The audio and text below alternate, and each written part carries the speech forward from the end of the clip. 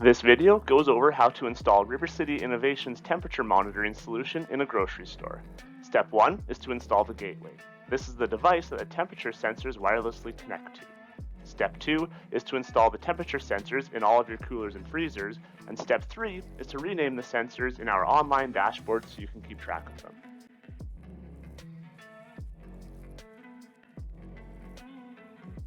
Here's the box the gateway arrives in. When you unpack the gateway box, you will have the gateway itself, the antenna, the power supply, and an optional wall mounting bracket. Also shipped with the gateway is an Ethernet cable to connect the gateway to the internet. This is what the back of the gateway looks like. Here is where the antenna gets screwed onto. After you finish screwing on the antenna, make sure to adjust it so it's pointing upward like shown on the left here. This is the port that the Ethernet cable gets connected to, and here's where the power supply gets plugged in. We are commonly asked where to install the gateway. We recommend installing the gateway on the second floor of your building in an office or network room, as this provides the best signal coverage. If the second floor isn't available, then installing on the main floor is fine too. Even in medium to large buildings, the gateways usually provide good enough signal strength. Worst case, if some FAR sensors have poor signal strength, then we can send you an extra gateway to install on the opposite side of the first floor, and this will fix the problem. We do not, however, recommend installing the gateway in the basement, as this provides poor signal strength. If you are putting the gateway in an office, then it can simply be installed on a desk or shelf. If you are installing the gateway in a network room, the gateway can go on top of the network rack. We do not recommend putting the gateway inside the rack, as these racks are often designed to block radio signals. Wall mounting the gateway with the included bracket is also a very effective installation option in any room. After you decide where to install your gateway, we have to connect it to power and internet. If you are using a cellular gateway, you only need to connect it to power by plugging in the power supply to a wall outlet. The gateway will get its internet connection over cellular instead of using your local internet, so you don't have to worry about working with your IT company. If you are not using a cellular gateway, then you need to connect it to your local internet with the Ethernet cable. You can connect the cable to an Ethernet port in the wall, or if you are installing it in the network room, you can connect it directly to your network rack. We recommend contacting your IT company about this, or getting Rivercity Innovations in touch with your IT company, and we can assist with this process. After installing the gateway, the light on the top will turn on. This light might blink red initially, but after a few minutes, it should start blinking blue, meaning it successfully established an internet connection. If the light keeps blinking red, then the gateway did not establish an internet connection. If this happens, then please contact Rivercity Innovations for assistance. You can also see the status of your gateway by signing into the online dashboard. The status icon beside the gateway will be green if the gateway is online or red if it's offline. First, let's go over some general installation tips. There are magnets on the inside of the lid of the sensor used for a quick installation. These magnets attract to the back of most refrigerators and freezers. Some freezers, however, do not attract magnets, so in this case, we also provide a metallic tape. You can stick the tape to where you want to install the sensor, then the magnets in the sensor will attract to the tape.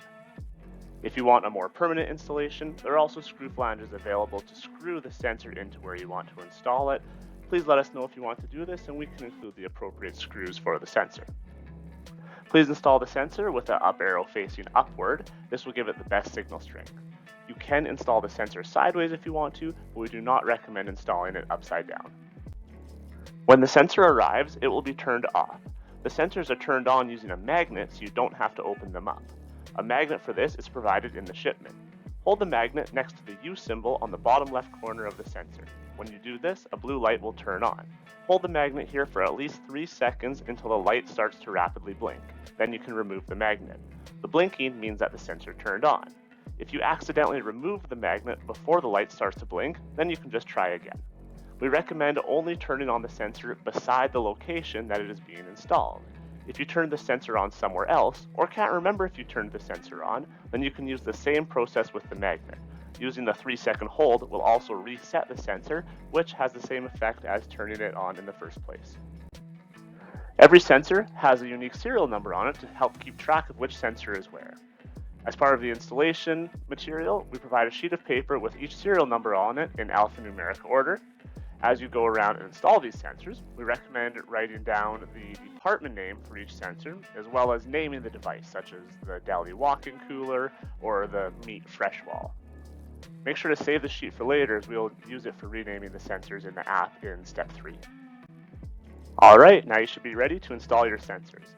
Make sure you have your box of TxH sensors, the magnet to turn on the sensors, some pieces of the metallic tape for installing on non-metallic surfaces, a pen, clipboard, or something to write on, and the installation sheet, and optionally a temperature gun.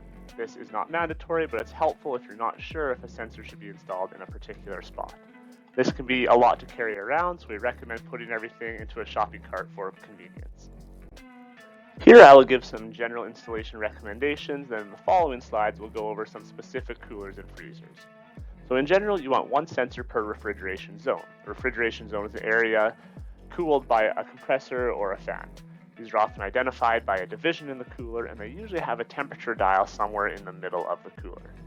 We recommend installing the sensor in the middle of the cooler, both left and right and up and down. This both gives us a good temperature reading and also makes it easier to find the sensor later if you ever have to.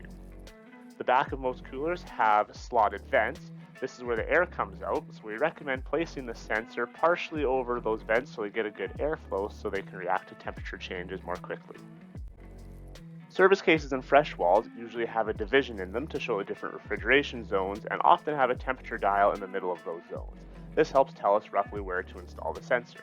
Place the sensor on the back wall, partially over the air vents. Some service cases are smaller, so you might have to place the sensor sideways. If the material is stainless steel and not magnetic, feel free to use the magnetic tape for the sensor to attract to. Some cases, such as the produce case, can be quite long. In these cases, we recommend naming them something like 1 through 5, or you can give a better name if you would prefer. The glass top portion of service cases usually have the cold air coming in from either the back or the top. If the cold air is coming in from the back, we recommend placing the sensor in this area, or if the cold air is coming from the top, you can often fit the sensor into this region as well. If neither of these are an option for you, you can also put the sensor on the sidewall or center divider. In both these cases, the sensor usually measures a few degrees warmer than the airflow. However, that's not necessarily a problem, just something to be aware of. Also, service cases often have drawers in the back side of them. If you're using these drawers and regularly taking temperature measurements of these drawers, we also recommend putting the sensors in these drawers as well. Cooler and freezer doors are very easy to work with. Look for the divider to find the refrigeration zones and put the sensor somewhere in the middle, stuck on the back wall. If the back wall isn't magnetic, you can use the metallic tape, or if you're lucky, the shelves will be magnetic and you can stick it to the bottom side of the shelf. For small walk-in coolers and freezers, one sensor by the door is all you need. We recommend putting it by the door to detect if the door gets left open for too long. For medium to large walk-ins, we recommend one by the door and another one on the further wall into the back of the cooler, usually up high out of the way in case boxes are stacked high. If the door to the walk-in is in the middle of the cooler, we recommend one by the door and one off to either side of the cooler. If there are 2 entrances to the walk-in, we recommend one sensor by each door. If that walk-in is very large, maybe even a 3rd sensor towards the back side of the cooler.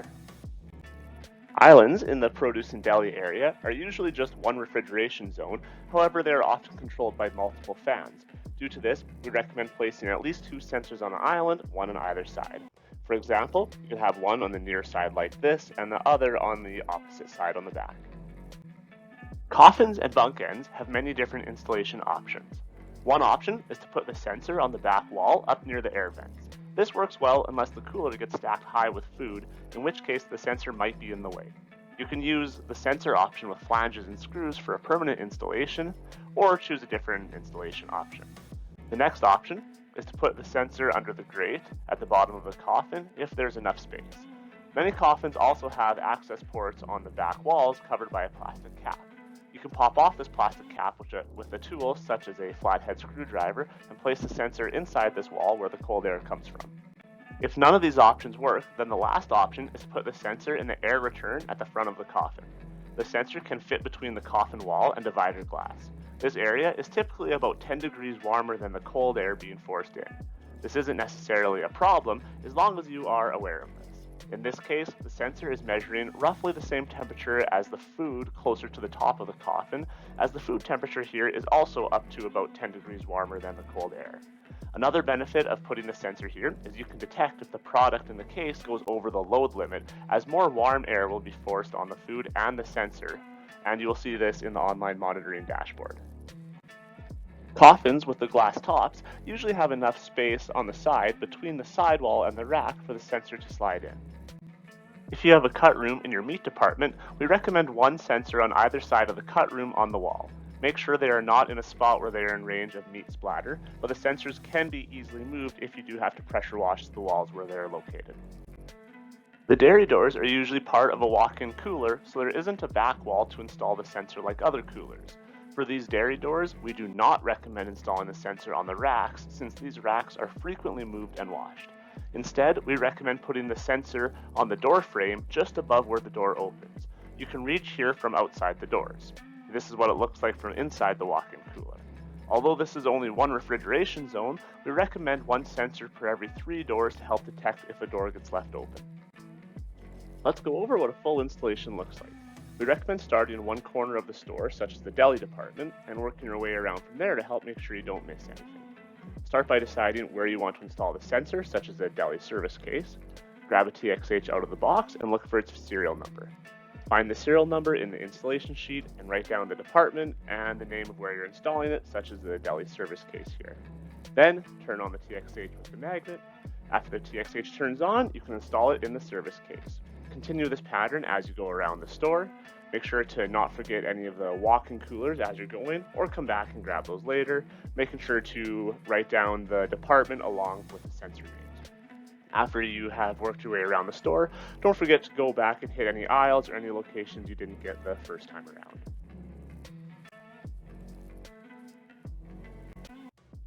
The last step is to sign into your temperature monitoring dashboard and change the names of all your sensors so you can keep track of them. You sign in at iot.rivercityinnovations.ca. We will provide you an account with your email address prior to this. When you sign in, you'll see a list of your locations. Click on the location name and it will bring up a list of sensors at that location. You can see the list of serial numbers here that match your installation sheet. If you click the serial number header, it will organize this list by serial number, so it will show up in the exact same order as your installation sheet, which will make it quicker to go through and rename them all. If you can't find a sensor, you can use the search button to look for it. To edit the name, you click the pencil icon and it brings up a form, and this is where you can put in the new name for your sensor. We recommend using department name followed by friendly name, so in this case meat department, and the sensor is called Freshwall 1. This is so we can go in later and separate your account into departments more easily. Click Save, and now you can see this device is being updated. Please go through and rename all of your sensors. Then you can schedule a follow-up call with Rivercity Innovations, and we will help you set your temperature thresholds for each sensor, and we will separate your account out into departments and give your department managers access to the devices just in their department.